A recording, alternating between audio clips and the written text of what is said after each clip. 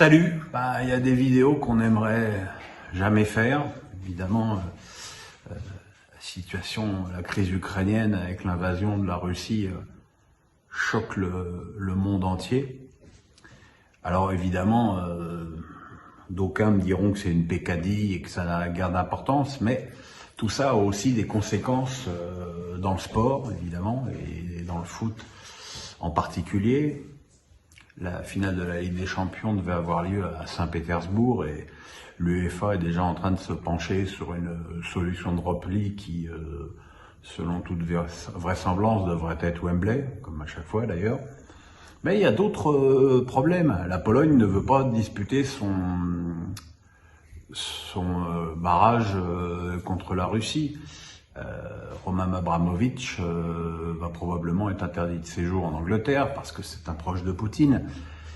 Donc il y a énormément, le championnat ukrainien évidemment est arrêté. Donc il y a énormément de problèmes, énormément de conséquences qui, je le répète encore une fois, n'ont évidemment aucun caractère de gravité par rapport au désastre de cette situation. Mais voilà, il y a ça aussi. Moi, je parle de sport, je parle de foot, donc c'est un petit peu normal que je m'exprime là-dessus. Comment peut-on trouver des solutions?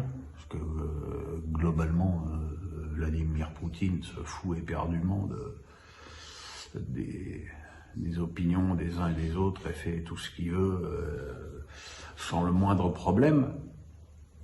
Mais voilà, Roman Abramovich, président de Chelsea, qui serait interdit de séjour en Angleterre, c'est quelque chose d'important. Une finale de Ligue des Champions délocalisée, c'est important. Gazprom, qui est un sponsor historique et un des principaux de l'UEFA,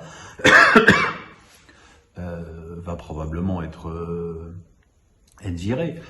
Il y a des soucis qui au niveau du sport, sont quand même des paramètres à prendre en ligne de compte. Alors évidemment, ce qui compte, c'est le sort du peuple ukrainien, c'est que ce pays retrouve la sérénité le plus vite possible, que le championnat retrouve aussi ses droits, parce que c'est un bon championnat.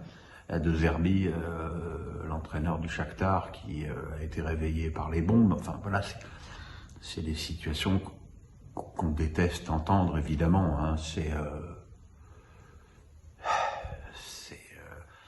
C'est terrible, c'est terrible. Voilà, il va falloir suivre tout ce qui va se passer dans les jours qui viennent, mais voilà.